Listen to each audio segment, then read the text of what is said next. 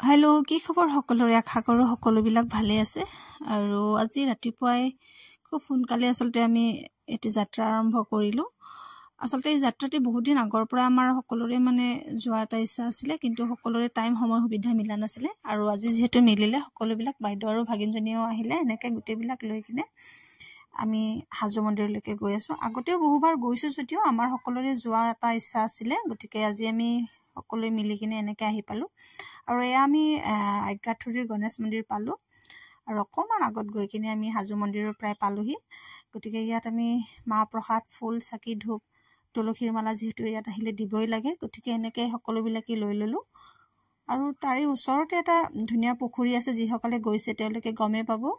তাত মাছ আৰু কাছ বহুত আছে আৰু আমি এনেকৈ সকলোবিলাকে আখৈ আৰু মানে মুড়ি এনেকৈ পেকেট দিবলৈ চেষ্টা কৰিলোঁ। যিসকলে এতিয়ালৈকে হাজো মন্দিৰ মানে হয়গ্ৰীৱ মাধৱ মন্দিৰ আৰু কেদাৰ মন্দিৰ দেখা নাই, তেওঁলোকে আহিলে বা ভিডিঅ'টো চালে খুব ভাল পাব। আৰু যিসকলে আহিছে তেওঁলোকেতো জানিব ইয়াৰ পৰিৱেশটো সঁচাকৈ খুব ধুনীয়া হয়।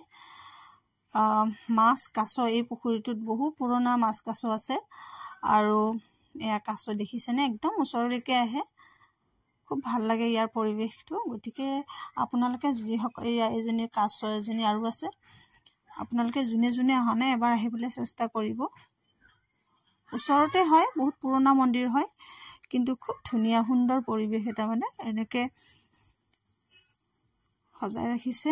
মন্দিৰটো আগৰ দৰেই আছে, আগতেও যিহেতু বহুবাৰ আহিছোঁ। মন্দিৰটোৰ তলৰখিনি মানে চব প্ৰায় ওপৰলৈ গ'লেহে গম পাম। ইয়াৰ পৰা ষ্টাৰ্ট হৈছে, ইয়াৰ পৰা ষ্টাৰ্ট হৈ একদম ওপৰলৈকে এনেকৈ খোজকাঢ়ি যাব লাগিব ইয়াৰ পৰা। গতিকে আমি সকলোবিলাকে ইয়াৰ পৰা ধুনীয়াকৈ যাত্ৰাটো আৰম্ভ কৰিলোঁ, মানে মন্দিৰলৈকে যাবলৈ চেষ্টা কৰিলোঁ। আৰু এনেকৈ আমি আহি আহি প্ৰায় গোটেইখিনি মানে মন্দিৰৰ ওপৰখিনি পালোঁহি। আৰু আগতে এই মন্দিৰটোৰ এই আগৰ যিখিনি আছে, এইখিনি জেগাত ধুনীয়াকৈ ধূপ চাকি জ্বলাব দিছিলে। বহু বছৰ আগতে আহিছিলোঁ, কিন্তু এতিয়া অকণমান তেওঁলোকে মানে জেগাবোৰ চেঞ্জ কৰাইছে আৰু এইফালে ধূপ চাকি জ্বলোৱাৰ যোগাৰখিনি কৰিছে। মানে এইফালে জ্বলাবলৈ তেওঁলোকে ধুনীয়াকৈ সাজি ৰাখিছে টেবুলবিলাক। আৰু ইয়াতে নৈবদ্য ধোৱা স্থান, আচলতে ইয়াতে যিবিলাক মাহ প্ৰসাদ আমি আনিছিলোঁ, ইয়াত ধুনীয়াকৈ তেওঁলোকে ধুই পখালি মানে দিয়ে। আৰু যিখিনি আমি ফুল আৰু তুলসীৰ মালা আনিছিলোঁ, এনেকৈ এইটো মেইন মন্দিৰ হয়, য'ত আমি মেইন মন্দিৰটো দৰ্শন কৰিম। ইয়াৰ পৰা মোবাইল নিব নিদিয়ে, তাত আমি দৰ্শন কৰিলোঁ। আৰু ওলাই আহি দেখিলোঁ এই ছাগলীজনী মানে মাহ প্ৰসাদ, ফল মূল এইবিলাক খায়, মানে কল চল এইবিলাক খায়। আৰু এনেকৈ শুকান বুট কেইটামান দিছিলোঁ মই, আৰু এয়া বাবাই কল দিছে। এনেকৈ এইকেইটা মন্দিৰৰে ছাগলী হয়, যিহেতু মন্দিৰতে থাকে, বেলেগ একো অনিষ্ট নকৰে, তেওঁলোকে কেৱল খাবলৈ বিচাৰে। আৰু ইয়াৰ পৰা অকণমান ভিউটো চাই লওক। আমি দৰ্শন কৰিলোঁ সকলোবিলাকে, ভিউটো চালে গম পাব, খুব ধুনীয়া সুন্দৰ পৰিৱেশ হয়। আৰু সেই তলৰ পৰা আমি আচলতে ওপৰলৈকে উঠি আহিছিলোঁ।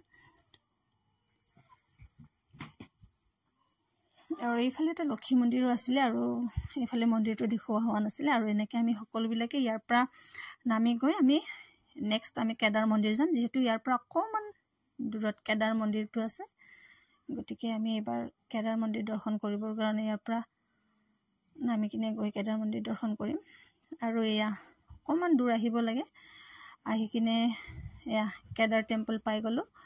ইয়াৰ পৰিৱেশটো চালে আপোনালোকে গম পাব, খুব ধুনীয়া, সেউজীয়া সেউজীয়া আৰু খুব ধুনীয়া মানে পৰিৱেশ এটা। যিসকলে গৈছে তেওঁলোকেতো জানিবই, আৰু যিসকলে যোৱা নাই চালে গম পাব। আৰু এয়া আমি কেদাৰ মন্দিৰ আহি পালোঁ।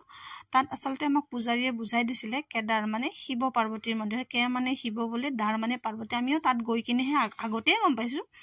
আৰু এইফালেও বহুত দৰ্শক মানে বহুত ভক্ত বহি আছিলে, আৰু আমি ইয়াৰ পৰা প্ৰৱেশদ্বাৰৰ পৰা প্ৰৱেশ কৰিছিলোঁ। আৰু আমাৰ এনেকুৱাকৈ ধুনীয়াকৈ দৰ্শন হোৱাৰ পিছত আমি নামি আহিলোঁ, আমাৰ দৰ্শন হৈ গ'ল ধুনীয়াকৈ। গতিকে আপোনালোকে আহক আৰু ইয়াৰ পৰিৱেশটো উপভোগ কৰক। ভিডিঅ'টো